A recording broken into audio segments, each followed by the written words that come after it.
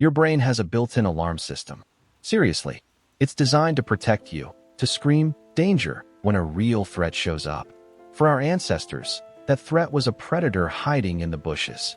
For you, it's 100 unread emails, a looming deadline, bumper-to-bumper traffic, and that constant stream of notifications on your phone.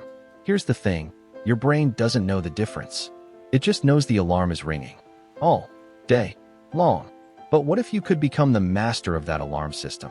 Not by shutting it off, but by teaching it the difference between a real emergency and, just noise. What if you could literally change your brain's wiring to be less stressed out and more resilient? This isn't sci-fi, it's a real thing called neuroplasticity. And today, we're not just going to talk about it. We're going to do it. The science of hacking your brain. So, let's get into what's actually going on in your head when you feel stressed. Deep inside your brain, there are two little almond-shaped bits called the amygdala. Think of the amygdala as your brain's over-caffeinated security guard. It's constantly scanning for threats, and the second it thinks it sees one, it mashes the panic button. This unleashes stress hormones like cortisol, kicking off that fight-or-flight response. Your heart pounds, your muscles clench, your breathing gets shallow. Your body is readying for a battle that, in our modern world, almost never comes. The problem is, our amygdala can be a little dramatic. It can treat a critical email from your boss with the same panic as a tiger in the tall grass. And over time, chronic stress can actually make the amygdala bigger and more sensitive. This creates a nasty cycle. Stress beefs up the amygdala, and a beefier amygdala makes you feel even more stressed. But here's the good news. Your brain has another key player, the prefrontal cortex. It's the part of your brain right behind your forehead, and it's basically the CEO. It handles your decision-making, emotional regulation, and rational thought. A strong prefrontal cortex can act like a calm, wise leader that steps in to soothe the panicking security guard. It can look at a situation and say, "Hey, amygdala, I see you're freaking out about that email. Let's take a breath. This is not a life or death situation. We've got this." It's the brakes on the stress response. So, how do we empower the wise CEO and calm down the jumpy security guard? That's where meditation and neuroplasticity come in. Neuroplasticity is just a fancy word for your brain's amazing ability to rewire itself. It means your brain isn't set in stone, it's more like clay, and your daily habits can physically reshape it. And this isn't just a theory. Neuroscientist Dr. Sarah Lazar and her team at Harvard used MRI scans to watch this happen in real time. In one famous study, people went through an 8-week mindfulness program, meditating for about 30 minutes a day. The results were mind-blowing. After just 8 weeks, MRI scans showed that the amygdala, the brain's panic button, had actually shrunk. Their self-reported stress levels also dropped, and that drop was directly linked to the physical shrinking of their amygdala. At the same time, other key parts of the brain got stronger. The prefrontal cortex, our calm CEO, got thicker. The hippocampus, vital for learning, memory, and emotional stability, also grew denser. Basically, meditation was turning down the volume on the brain's stress center while beefing up the areas responsible for focus, calm, and perspective.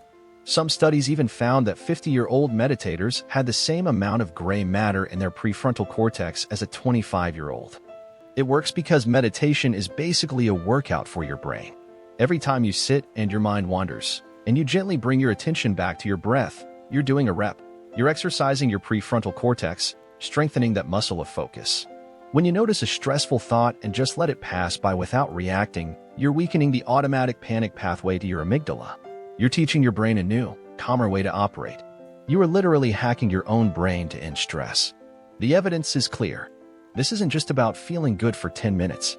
It's a way to structurally change your brain for the better. Now that you get the why, it's time to experience the how. Let's put this into practice. The guided meditation practice reached. All right, let's begin. Find a comfortable spot. You don't have to sit like a monk on the floor, unless you want to.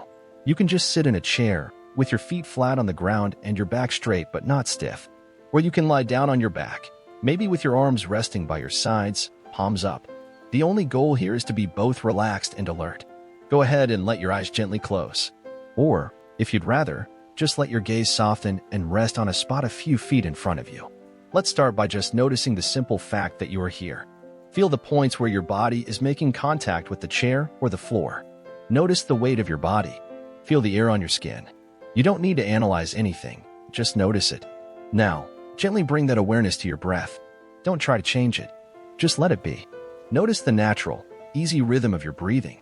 Maybe you can feel the slight coolness of the air as you breathe in and the warmth as you breathe out. Notice the gentle rise and fall of your chest or your belly. Just let your attention rest right there. Your breath is your anchor to right now. It's always with you. Now, your mind is going to wander. That's what minds do. It's 100% normal. You'll start thinking about your to-do list or something someone said or what's for dinner. When you notice your mind has drifted off, there's no need to get frustrated. That moment of noticing is the practice. It's a little win. Without any judgment, just gently acknowledge where your mind went, and then guide your attention right back to the feeling of your breath. Every single time you do that, notice you're distracted and gently come back.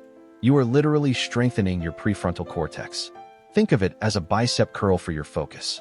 Let's just stay with this for a few moments. Breathing in and breathing out. Anchored right here. Okay, now we're going to do something called a body scan. We're just going to move our attention through the body, part by part, and simply notice what's there without judging it.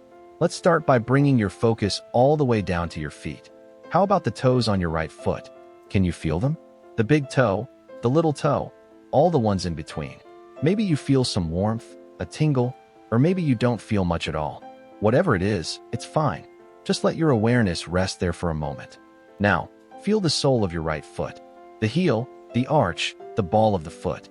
Simply observing. Move your attention up to your right ankle, your lower leg, your calf, and shin.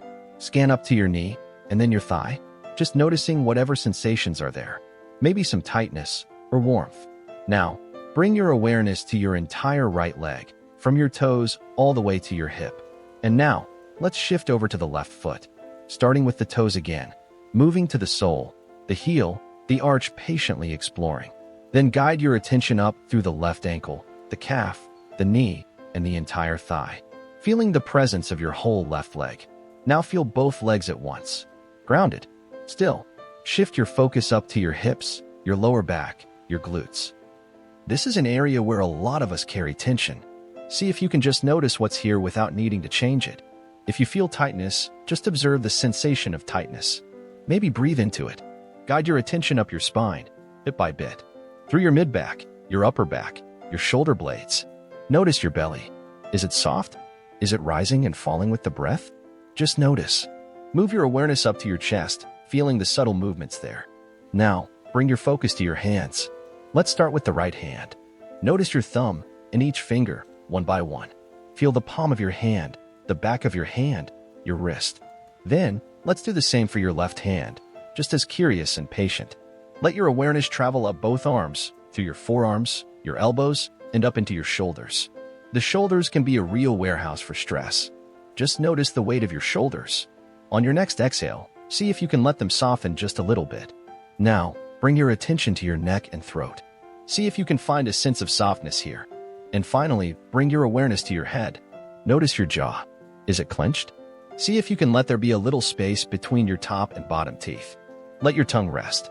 Soften the muscles around your mouth, your cheeks, and the tiny little muscles around your eyes. Let your brow be smooth, and bring your awareness to the very top of your head. Now, for just a moment, hold your entire body in your awareness. From your toes to the top of your head, all at once. Feel the aliveness in your body, the symphony of sensation, right here, right now. You are not your thoughts. You are the one who is aware of it all. From this grounded place, we're going to try a little visualization. You can start by wiggling your fingers and your toes. Maybe gently roll your shoulders or stretch your neck. Bring your attention back to the sounds around you, the feeling of the air on your skin. When you feel ready, and only when you're ready, you can slowly open your eyes. Just take a moment before you jump back into your day. Notice how you feel. Notice the quality of your mind. Is there a little more space? A little more quiet? Whatever is there, just acknowledge it. What you just did was pretty remarkable. You actively rewired your brain. You calmed your amygdala, you engaged your prefrontal cortex, and you took a powerful step toward building a more peaceful mind. Remember, this is a practice. The benefits build on each other, day by day. It's just like going to the gym for your brain. You wouldn't expect to get strong after one workout, and it's the same with this. Even a few minutes each day makes a huge difference over time.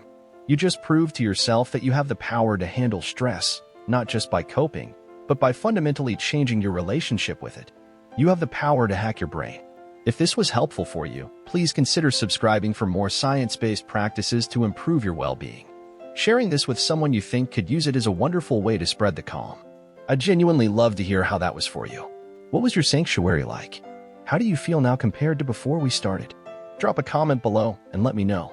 Thank you for taking this time for yourself. You deserve this peace. Carry this feeling with you into the rest of your day.